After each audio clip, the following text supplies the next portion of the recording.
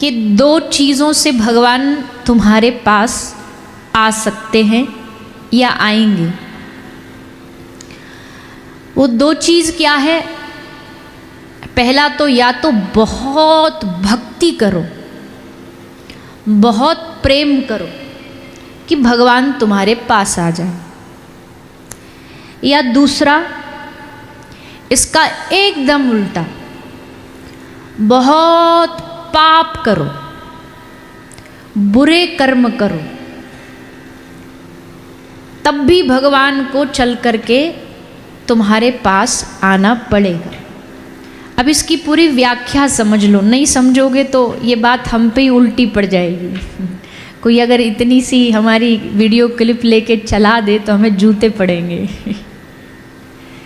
कि ये कह रहे हैं कि बहुत पाप करो तो तुम्हें भगवान मिल जाएंगे। पर भैया इतिहास गवाह है, जब शबरी ने अत्यंत प्रेम किया तो उसके लिए राम जी आए, और रावण ने अत्यंत पाप किया तो उसके पास भी राम जी को चल के आना पड़ा। मतलब यह है कि भगवान की प्राप्ति के लिए दोनों ही चीज 100% होनी चाहिए। भगवान से प्यार करो तो 100%, और दुश्मनी करो तो भी 100%। पर अब दोनों में अंतर समझ लो और फिर निर्णय करो कि आपको किस रास्ते से भगवान को पाना। बहुत ज्यादा पाप करने वाले का उद्धार करने, कल्याण करने, उसे मारने के लिए भी भगवान को अवतार लेना पड़ता है। लेकिन उस व्यक्ति जो पाप कर रहा है उसको भगवत प्राप्ति तो हो जाएगी, पर भगवत प्राप्ति का जो रस है वो नहीं प्राप्त होगा। अब इसको हम कैसे समझाएं, कैसे उदाहरण देकर के समझाएं, पता नहीं कितना आप समझ पाएंगे या नहीं, कि भगवान की प्राप्ति और भगवान की रस की प्राप्ति होना, ये दोनों में बहुत फर्क है, दोनों में अंतर है। अब आपको रसगुल्ला मिल तो गया पर उसका रस नहीं प्राप्त हो रहा, क्यों? क्योंकि आपको डायबिटीज है। डॉक्टर ने कहा बस दर्शन कर सकते हो, खा नहीं सकते। तो रसगुल्ला मिल तो गया, रसगुल्ला हाथ में तो आ गया, पर अब उसका रस नहीं आ रहा है, उसका रस नहीं मिल रहा है। तो क्या रसगुल्ला हाथ में आ जाने से ही सब कुछ रस मिल जाएगा या खाने से मिलेगा? बोलिए ना। हमें पता है आज आपने थोड़ी एक्स्ट्रा मेहनत करी है, आज आपने सुबह भी सुना है, संकीर्तन अब भी सुन रहे हो, पर बढ़िया है सुनना। सुनने से बेहतर क्या हो सकता है? हमको तो लगता है दुनिया में सबसे इजी काम है सुनना। बोलने वाले को फिर भी माथा पच्ची करनी पड़ती है थोड़ी बहुत, ज़्यादा नहीं, भाई क्या विषय बोलें क्या करें, पर सुनने वाला तो बस सुनाते जाओ, देते जाओ, जो देना है हमारे कानों में भरते जाओ। तो आज थोड़ा एक्स्ट्रा अलर्ट होके बैठना, आज दिन में भी आपको थोड़ा आराम नहीं मिला तो पता चले कि यहाँ सुगम सुगम मंद मंद निद्रा रानी सर पर नाचे तांडव करे। तो क्या बोले, हाँ रसगुल्ला देखने में रस आएगा कि खाने में रस आएगा? अब डायबिटीज़ हो रही, बस देखते रहो मीठा मीठा, इतना बढ़िया बढ़िया आम रस मिल रहा हो, इतना बढ़िया मिष्ठान बन रहा, पर खा नहीं सकते, केवल दर्शन कर सकते, दर्शन से आंखों को बस तृप्त कर सकते। एक हमारे परिचित हैं, उनको भी डायबिटीज़ है, तो उनने बोला हम रसगुल्ला पता है कैसे खाते हैं? हमने कहा कैसे खाते हैं? बोले रस ही तो, जीभी को तो रस आना है, तो पहले हम मुख में रखते हैं रसगुल्ला, खूब बढ़िया उसका रस मुंह में डालते, फिर उसको अंदर नहीं निगलते उसको। बोले जीव को तो रस चाहिए मीठे का, सो ले लेती है जीव, हमको लगता हाँ हमने खा लिया। हमने कहा वाह ये बढ़िया रास्ता है। एक वो हमने वीडियो में देखा है, एक सामने जो डाइट करते हैं तो एक सामने बढ़िया रसगुल्ला रखते, एक तरफ वो डाइट वाला भोजन रखते हैं, सूखी घास फूस, पहले उसको एक बार सूंघ लेते फिर वो खा लेते, फिर सूंघ लेते फिर खा लेते। तो भैया रसगुल्ला कितना भी कर लो, रस तो तभी आएगा जब मुख में जाएगा। भगवान का मिलना बड़ी बात नहीं है, भगवान का रस मिलना वो बड़ी बात है। तो भगवान दो रास्तों से मिलते हैं, या तो बहुत पुण्य से, बहुत भक्ति से, और या बहुत पाप से। लेकिन पाप करने वालों को कभी भगवान का रस नहीं मिलता, भगवान से प्रेम नहीं होता, भगवान से जुड़ाव नहीं होता। इसलिए वैष्णव जब भी चुनता है, पहला रास्ता चुनता है, भक्ति का रास्ता चुनता है। उसे पता है ज्ञान से मुक्ति, योग से सिद्धि, पर भक्ति से भगवान। योग से तुम्हें सिद्धि मिल जाएगी, ज्ञान से तुम्हें मुक्ति मिल जाएगी, पर भगवत प्राप्ति बिना भक्ति के नहीं हो सकती। इसलिए भक्ति से भगवान। किसी ने पूछा कि भक्ति कब करें। यहाँ बहुत सारे ऐसे लोग होंगे, आज थोड़ा ना एक और एक्स्ट्रा बढ़ गए हैं, क्योंकि आज बढ़ने भी चाहिए, आज लालो को जन्म है तो और भी अधिक लोग आए। पर इसमें कई लोग ऐसे भी होंगे जिनको भी भजन का भय भी नहीं पता होगा, मतलब उनका इस क्षेत्र में कोई इंटरेस्ट नहीं है, प्रवेश नहीं है, कोई भाव नहीं है। इंटरेस्ट होगा कैसे? पहले तो भगवान की भक्ति में अपना टाइम इन्वेस्ट करो। जो लोग कहते हैं ना भाई भजन करते हैं, माला करते हैं, इंटरेस्ट नहीं आता, मतलब मन नहीं लगता, बार बार भागता। हम कहते हैं भगवान की भक्ति में, भगवान के कार्य में तुम समय इन्वेस्ट करो, अपने आप तुम्हारा इंटरेस्ट जाग जाएगा। जैसे जैसे आपका इन्वेस्टमेंट इधर बढ़ता चला जाएगा, आज एक बार सुनो, दूसरी बार सुनो, तीसरी बार सुनो, श्रवण से ही तो लालसा जागती है ना पाने की। आपने 1000 बार टीवी पर एक ही खाद्य पदार्थ, चॉकलेट, कोई प्रोडक्ट, कोई मशीन की जब बार बार प्रशंसा सुनी, किसी सोप की, साबुन की, मेकअप प्रोडक्ट की जब आपने बार बार प्रशंसा सुनी, तभी तो मार्केट जाके आपका हाथ सीधा उसी को पकड़ता है कि भाई ये हमने देखा था, टीवी पर दिखा रहे थे, इसको लगाने से गोरे हो जाते। सो अब लाख क्रीम छोड़ के हाथ उसी पे जाएगा, क्योंकि हमने उसके बारे में सुन रखा, हमें उसका नाम पता है, हमने उसके बारे में सुना। वैसे ही ये जो भगवान की भक्ति अगर कोई करना चाहे, कोई पूछे कब उम्र है भगवान की भक्ति, हम तो कहते जब जागो तभी सवेरा। भगवान की भक्ति की ना आयु है, ना भगवान की भक्ति की कोई जाति है। कल हमने कथा सुनाई थी, स्पर्श मात्र करी थी ध्रुव जी की। अब कोई कहने लगे बचपन भजन के लिए थोड़ी है, बचपन कोई सत्संग कथा के लिए थोड़ी है, ये तो खेलो कूदो मौज करो बस इसके लिए नहीं। भगवान की भक्ति की कोई आयु नहीं है, भगवान की भक्ति की कोई जाति नहीं है। तुलसी भगत सुपच भलो, तुलसीदास जी ने क्या कहा? तुलसी भगत सुपच, सुपच मतलब एकदम जो शूद्र निकृष्ट जाति का होता है ना। तुलसी बाबा कहते तुलसी भगत सुपच भलो, जपे रेन दिन राम, ऊंचो कुल के ही काम को, जहां न हरि को नाम।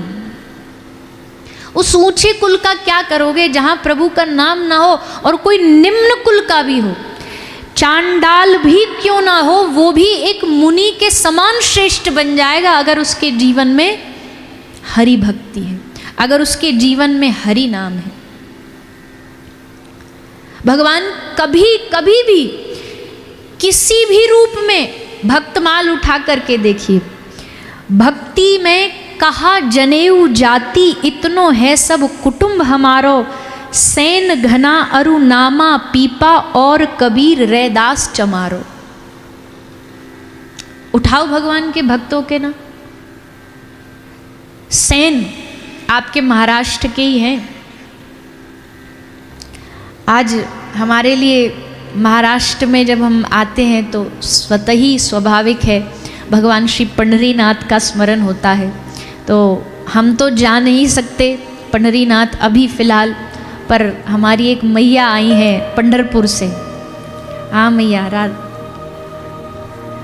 ये पधारी हैं और बड़ा सारा माल लेकर के आई हैं। माल मतलब खूब सारा प्रसादी, संकीर्तन का कई मजीरा, करताल और खूब बहुत सुंदर भाव है। अभंग भी सुनाया मैया ने बैठ करके, और इनको देखते ही स्मरण हो गया भगवान श्री पंढरीनाथ का। पंढरपुर गए आप लोग? कौन कौन गया है? अजी महाराष्ट्र में रह के पंढरपुर न जाओगे तो फिर क्या करोगे? पंढरीनाथ ही तो चला रहे हैं वैसे तो पूरे विश्व को, पर महाराष्ट्र पे तो उनकी कृपा है। क्या अद्भुत अद्भुत भक्त इस महाराष्ट्र में हुए हैं। सेन नाई, गोरा कुम्हार, सखूबाई, सहजोबाई, आहा क्या अद्भुत अद्भुत उनके चरित्र हैं। हमको तो जब कोई महाराष्ट्र के भक्तों का चरित्र सुनने मिल जाए, पढ़ने मिल जाए, बोलने मिल जाए तो एकदम हृदय आनंदित हो जाता है। आज हम सहजोबाई के किसी प्रसंग में चरित्र में सुन रहे थे। सहजोबाई गुरु भक्त थी, परम गुरु भक्त थी। मतलब ठाकुर जी तो उनके लिए सेकेंडरी है, प्राइमरी उनके लिए केवल अपने सदगुरुदेव हैं। इतनी परम उनकी गुरु निष्ठा सहजोबाई की। तो श्री सहजोबाई जी अपने घर में, अपनी कुटिया में, उनने अपने गुरुदेव को न्योता दिया, निमंत्रण दिया। वो गुरुदेव आज आप हमारे घर शाम को कुटिया पे पधारना। गुरुजी बोले ठीक है, तैयारी कर लेना, हम आएंगे। शाम होते होते सहजोबाई ने पूरा कुटिया सजा ली, चौका लीपा पोता लगा लिया, सब आरती की थाल सजा ली, माला ले आई, पुष्प ले आई, चंदन ले आई। सो गुरुदेव आने लगे। अब ठाकुर जी तो हमारे नटखटे छली आए, उनने सोचा यही बढ़िया मौका है, सहजों की परीक्षा लेता हूँ। जहाँ गुरु जी आ रहे होंगे उनके एकदम बराबरी में हम भी चल करके आएंगे और फिर परीक्षा लेके देखते पहले गुरु जी को प्रणाम करेगी कि हमको करेगी। तो ठाकुर जी आ गए। यहाँ सहजोबाई के गुरुदेव चलते आ रहे हैं, संग संग में एकदम ठाकुर जी मुस्कुराते भये, हंसते भये आ रहे। सहजोबाई समझ रही है आज हमको फंसाने आए, पर भक्त ऐसे थोड़ी फंसता है, फंस जाए वो भक्त कैसा। सहजोबाई ने तुरंत आगे बढ़ के ठाकुर जी को इशारा किया, इधर आओ, जल्दी आओ। ठाकुर जी अच्छा चलो ठीक है, हमको पहले प्रणाम कर रही है। ठाकुर जी गए उसके पास, ठाकुर जी गए उनके पास और जाकर के सहजोबाई ने अपनी हाथ की थाली इनके हाथ में पकड़ा दी। बोले हमारे गुरु जी आ रहे हैं, आओ आप भी लाइन में लग जाओ, आरती करो। ठाकुर जी को लाइन में लगा दिया। बोले आप भी आओ, आप भी हमारे संग संग गुरु जी की पूजा करेंगे, संग संग स्वागत करेंगे। ठाकुर जी बोले तूने हमको बड़े हल्के में ले रखा है, तू जानती है तुझको हमने मनुष्य शरीर दिया, तुझको हमने मन दिया, तुझको हमने बुद्धि दी, तुझको देखने को आँख दी, तुझको सुनने को कान दिए, तुझको बोलने के लिए जीभ दी, सब हमने दिया और तू गुरु का गुणगान गा रही है हमसे ज्यादा। तो सहजों ने मुस्कुराते हुए कहा प्रभु ये बात तो सच है, तुमने हमको शरीर दिया पर इस शरीर की कीमत तो हमारे गुरुदेव ने ही समझाई। तन तो बहुतों के पास है, इस कान की कीमत हमको क्या पता थी जब तक गुरुदेव ने इस कान में भगवान का मंत्र नहीं डाला। इस आँख की कीमत हमको कहाँ पता थी जब तक इस आँख ने सदगुरु की कृपा से आपके दर्शन ना करे। आपने बस शरीर दिया, उसका हम धन्यवाद देते हैं आपको बार बार, पर इसकी कीमत जब तक नहीं पता थी तो इसका कोई लाभ ही नहीं। शरीर का कीमत गुरु ने बताई। ठाकुर जी प्रसन्न हो गए। ठाकुर जी ने सहजों को अपने अंक में भर लिया। यही तो देखने आए थे हम, कितना विश्वास है तेरा सदगुरु के प्रति। सखूबाई के लिए ठाकुर जी आए। सेन नाई, रैदास चमारो, रैदास जी चर्मकार का काम करते, जूता गठने का काम। भगवान ने कभी न पूछा तुमसे कि तुम कितने बड़े कुल खानदान के हो, कितने धनवान हो। भगवान को पाने के लिए एक स्टेटस, एक क्वालिटी चाहिए बस, और वो है हृदय में उनके प्रति अनुराग। वो है बस उनके प्रति भाव। आगा पीछा सब छोड़ दो, स्त्री पुरुष ऊपर नीचे जात पात भगवान के लिए कोई मायने नहीं रखती है। एक ही चीज मायने प्रभु के लिए रखती है, वो आपके हृदय का प्रेम है। भगवान बच्चे को भी मिले तो भगवान वृद्ध बूढ़ों को भी मिले, भगवान जाति वालों को भी मिले तो भगवान जिनको तथाकथित निम्न जाति कही उनको भी प्रभु की प्राप्ति हुई। प्रभु सुदामा जैसे निर्धन को भी प्राप्त हुए तो महाराज अम्बरीश जैसे बादशाह को भी प्राप्त हुए। भगवान की प्राप्ति की कोई आप डेफिनेशन, कोई टिक मार्क लिस्ट में नहीं लगा सकते कि ये क्वालिटी होंगी। बाहरी क्वालिटी नहीं बता सकते, हाँ आंतरिक बता सकते हो कि अंदर अंतःकरण में ये होना चाहिए जिससे भगवान मिलेंगे।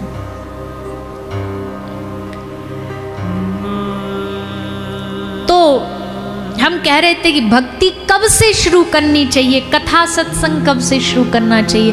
हम कहते जब जिस दिन भगवान कृपा कर देना, तुम्हारे कान में कोई अच्छी किसी की बात आ रही हो, समझो आज भगवान ने तुमको चांस दिया भक्ति से जुड़ जाने का। अच्छी चीजों के लिए तो हम बड़ा इंतजार करते हैं, एकादशी शुरू करनी है, बोलो कौन सी एकादशी से शुरू करें, कौन सा बढ़िया रहे। अच्छी चीजों के लिए मुहूर्त देखते हैं, अच्छे कामों के लिए हम अटकाए रखते हैं, मुहूर्त देखते हैं। बुरा काम इतनी जल्दी कि रात में पड़ोसी को भी नहीं पता लगने देते, रात ही रात में करके पूरा। अच्छे कामों के लिए हमें इंतजार करना, मुहूर्त देखो भैया, भगवान की कथा सुनने जा रहे हैं, मुहूर्त देखो कब करानी है। अरे ठाकुर जी की कथा जिस घड़ी जिस स्थान पे शुरू हो जाए, उससे बढ़िया मुहूर्त दुनिया ब्रह्मांड में कोई है ही नहीं। वो सबसे बढ़िया मुहूर्त है, सबसे अच्छा दिन है, सबसे बढ़िया घड़ी है जब आपके कान में भगवान की कथा जा रही है, नाम संकीर्तन जा रहा है। इसलिए भक्ति की सही समय क्या है, जब दिमाग में आ जाए, जब किसी संत महापुरुष की कृपा से थोड़ी हृदय में भाव जागृति हो जाए, तभी से भजन में लग जाओ, तभी से भक्ति में लग जाओ। अच्छा चलो, ऐसे यहाँ बहुत सारे दुनिया में लोग होंगे जो कहते बोले भैया बिना भजन के क्या सुखी नहीं रहा जा सकता।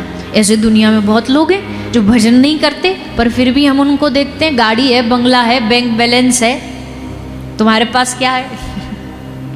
तो सब कुछ है उनके पास, फिर भी सुखी। बोले नहीं भैया, तुम सुख को किस चीज से आंकते हो? बाहरी सुविधाओं से। आज सुविधा है, कल को नहीं है। आज एसी चल रहा है, बढ़िया सुविधा लग रही है, 1 मिनट ये बंद हो जाए सब बिलबिला जाएंगे, यहाँ पे सबकी हालत खराब हो जाएगी। कोई बढ़िया स्टेटस पे चल रहा है, नेक थोड़ा उससे लो हो जाए, रात भर की नींद उड़ जाएगी। जितना कमाते हैं उससे अगले साल, पिछले साल जितना कमाए अगले साल उसका आधा या उससे आधा हो जाए, बावरे हो जाएंगे। तो भैया ये सुख सुविधाओं से कोई सुखी है, इस बात को ना आंको। इससे आप किसी के सुख को नहीं आंक सकते हो। सुखी आदमी दुनिया में बहुत है, पर आनंदित आदमी बहुत गिने चुने। सुखी बहुत है, आनंदित बहुत कम है। आनंदित नहीं, लोगों के हृदय में आनंद नहीं, वो भक्ति के बिना नहीं मिले। बिना भजन के जीवन जानते हो कैसा है? जानते हो कैसा है? नहीं जानते तो पूछो, अरे पूछो ना।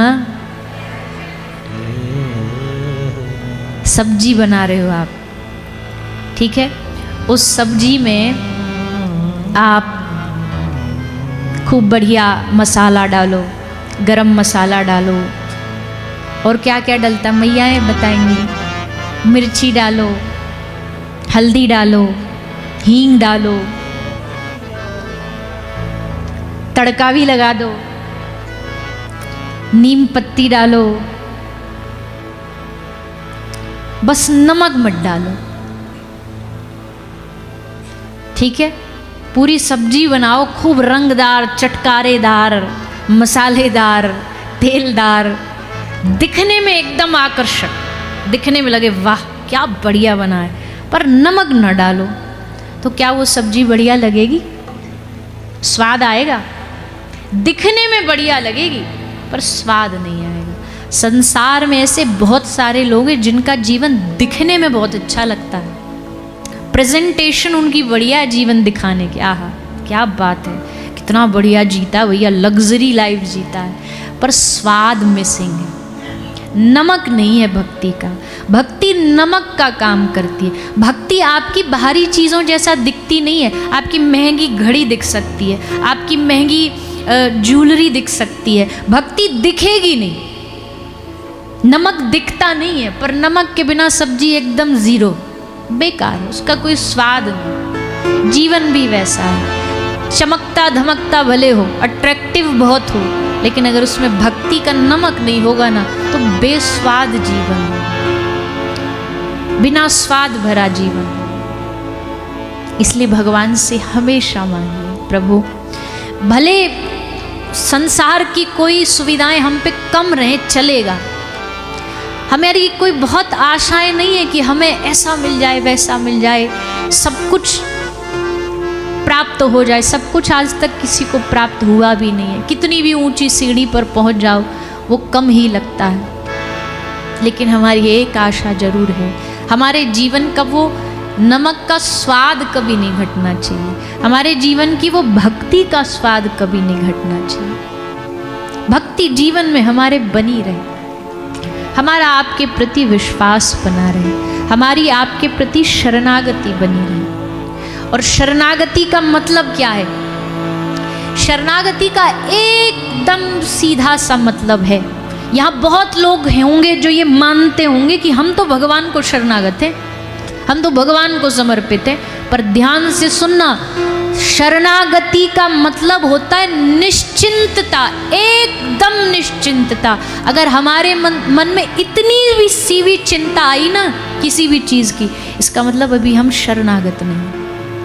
और मुझे नहीं लगता यहाँ कोई भी ऐसा होगा जिसके मन में चिंता ना आती हो, बार बार आ जाती है। ऐसा हो गया तो, ऐसा ना हुआ तो, ये खो गया तो, ये चला गया तो, इसने छोड़ दिया तो, ये घट गया तो, ये ना मिला तो, ये चिंता आई मतलब शरणागति गई। बहुत शरणागति कहना बहुत आसान है, हम भी कथा में दिन रात बोलते हैं शरणागत हो जाओ, शरणागत हो जाओ, पर दुनिया का सबसे कठिन साधन है शरणागत होना, क्योंकि उसमें व्यक्ति शून्य हो जाता है, जीरो हो जाता है, मर्जी अपनी जीरो हो जाती है, चिंता अपनी जीरो हो जाती है, केवल उनकी परवाह, उनकी चिंता, उनकी नजरें उनकी तरफ, दृष्टि उनकी तरफ। इसको विश्वास कहते हैं। हमें अभी विश्वास नहीं, हम कहते पता नहीं हम जो बोल रहे हैं प्रभु सुनेंगे भी या नहीं, हम जो स्तुति कह रहे प्रभु तक पहुंचेगी कि भी नहीं। जबकि शास्त्र कहता है चींटी के पगनू पर बाजे तो भी साहिब सुनता है। चींटी, कितनी छोटी चींटी, उसके कितने छोटे से पाँव, पर उस पाँव में भी अगर एक कितना बड़ा घुंघरू बांध लेगी पर वो भी बजे ना तो भी साहिब सुनता है, तो भी सरकार सुनते हैं, तब भी ठाकुर जी सुनते हैं। बंद कमरे में अगर हम बैठ कर के अपने ठाकुर जी को सुनाए ना, ऐसा हो नहीं सकता कि वो ना सुने। पर अभी फर्क इतना है कि हमारी शरणागति पूर्ण नहीं है, क्योंकि अभी चिंताएं हमें घेरती हैं, हमें भविष्य की चिंता होती है, हमें वर्तमान की होती है, हमें आगे पीछे सबकी चिंताएं सताती हैं। पर शरणागत भक्त वो होता है, अब सौंप दिया इस जीवन का सब भार तुम्हारे हाथों में, है जीत तुम्हारे हाथों में, है हार तुम्हारे हाथों में। कितना आनंद में जीवन बन जाता होगा, बस सोच के ही देख लो। अभी तो आया नहीं है वो भाव, पर सोच के ही देख लो कि अच्छा बच्चे का जीवन क्यों खुशहाल क्यों होता है। बड़े ज़्यादा सुखी रहते हैं कि बच्चे ज़्यादा सुखी रहते हैं? क्यों? क्योंकि निश्चिंतता होती है, ना कुछ पाने की चिंता, ना कुछ खोने का डर, मौज में रहे, गिर गए, चोट लग गई, पाँव फूट गया, घुटना टूट गया, मैया वो ऐसे फूंक मार देगी, दवाई हो गई, दवाई, हाँ हाँ ठीक हो गई, ठीक हो, उठ करके चल दिया, अब याद ही नहीं, फिर खेलने में लग गया। खाने की चिंता नहीं कि भाई भोजन बनाना है, कपड़ा पहनने की चिंता नहीं, अच्छा दिखने की चिंता नहीं कि भैया बढ़िया दिखेंगे कि नहीं दिखेंगे, जैसे मिट्टी में ऐसे ही पहुंच जाएगा रिश्तेदारों के सामने। क्योंकि तब तक कोई भी शिशु होता है उसका जीवन शरणागत होता है, इसलिए निश्चिंतता होती है। वो ही निश्चिंतता जब हम भगवान के सामने समर्पित हो जाते हैं, तब उस बालक जैसा सुखी हमारा जीवन बन जाता है। ऐसा भक्तों का अनुभव है कि वैसा बन जाता है। इसलिए हम आप सब जो भी यहाँ पधारे, हम आप सबसे निवेदन करें, आप सब बड़े समझदार हैं, आप सब बड़े विद्वान हैं, बहुत जीवन का अनुभव लेकर के बैठे हैं। आयु इतनी है तो अनुभव भी उतना ही बड़ा है। तो उस अनुभव में संसार की सब चीज़ों को जिया है, देखा है, जाना है, पर उसके साथ साथ बस एक चीज़ मन में भर लीजिए, जीवन में अगर जीवन का सार कोई है ना, तो वो भगवान की भक्ति ही है, वो भगवान की भक्ति है। अच्छा, भक्ति का मतलब ये भी नहीं है कि ठाकुर जी आपसे किसी प्रकार का कोई दबाव डाल रहे हो कि भैया अगर तू भक्ति करना चाहे तो अब तो तुझे बाल बच्चे सब छोड़ने पड़ जाएंगे, घर छोड़ना पड़ जाएगा। ठाकुर जी कहते नहीं, तुम तुलसी हरि को यूं भजिए जो नागरी को मन गागरी में।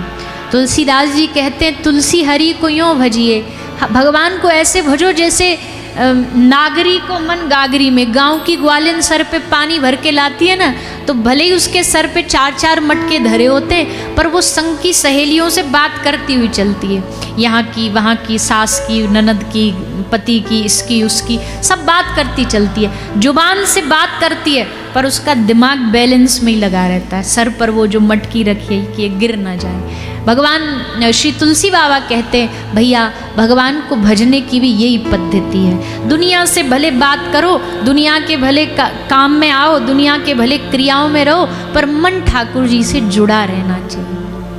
पता रहना चाहिए कि हमारे सबसे सगे संबंधी हमारे ठाकुर जी हैं, हमारे सबसे करीबी हमारे संबंधी कोई हैं तो हमारे ठाकुर जी हैं।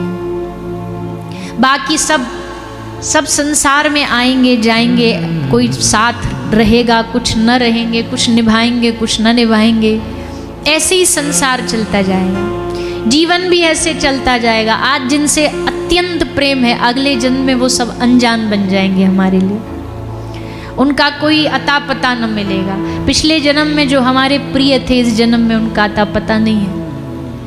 लेकिन ठाकुर जी हमारे हर जन्म में सबसे करीबी रहे हैं, सबसे करीबी ठाकुर जी हमारे रहे हर जन्म में। संसार में हमको लगता है कि हमारा ये बड़ा क्लोज है, वो बड़ा क्लोज है, ये हमारी सब बातों को समझता है, वो हमारी सब बातों को समझता है, पर इस संसार में अगर सबसे हमारे कोई क्लोज है तो हमारे ठाकुर जी हैं। क्यों? क्योंकि दुनिया को तो फिर भी बोल के बताना पड़ता है कि हम ये फील कर रहे हैं, हमारे हृदय में ये भाव है, पर ठाकुर जी को बताना नहीं पड़ता है। वो घट में बैठा बैठा सब जान रहा है, चित्त में बैठा बैठा उसे सब पता है कि तुम्हें क्या भाव है, क्या चाह रहे हो, क्या नहीं चाह रहे हो, कौन होगा उनसे ज़्यादा करीब। तो भैया उन करीबी ठाकुर जी को, उन हमारे हितैषी ठाकुर जी को, कल भी हमने कहा था ठाकुर जी हमारे हित के लिए हितैषी हैं, हमारे हितैषी। हमें पता है हमारे जीवन के बहुत सारे ऐसे अनुभव होंगे जहाँ हमें लगा होगा कि हमारे जीवन में अच्छा नहीं किया भगवान ने, पर नहीं, भगवान कहते तू क्या जानता है मेरे हित के बारे में। कृपा कृपा चिल्लाते रहते हो, ठाकुर जी कृपा कर दो, कृपा कर दो। ठाकुर जी कहते तू क्या जानता है मेरी कृपा के बारे में, मेरी कृपा का भी तुझे अनुभव नहीं है। मेरी कृपा बड़ी विचित्र है, कभी तुझे कुछ अच्छा दूंगा, कभी तुझसे कुछ अच्छा छीनूंगा, कभी तुझे करीब बुलाऊंगा, कभी तुझे दूर भगाऊंगा, पर उस दूर भगाने में भी मेरी कृपा है, उसको भी तू गलत न लेना, उसमें भी मेरी कृपा है। तू तो बस मेरे चरणों से मन लगाए रखना, तू बस पकड़े रखना मेरे चरणों को, उन पे भरोसा रखना, उन पे विश्वास रखना कि नहीं मेरे प्रभु मेरे हितकारी हैं। इस संसार में सबसे बड़ा लाभ क्या है? जब हमें हमारे ठाकुर जी के चरणों के प्रति पूरा विश्वास जाग जाए, उनके चरणों के प्रति हमारा मन पूरा समर्पित हो जाए।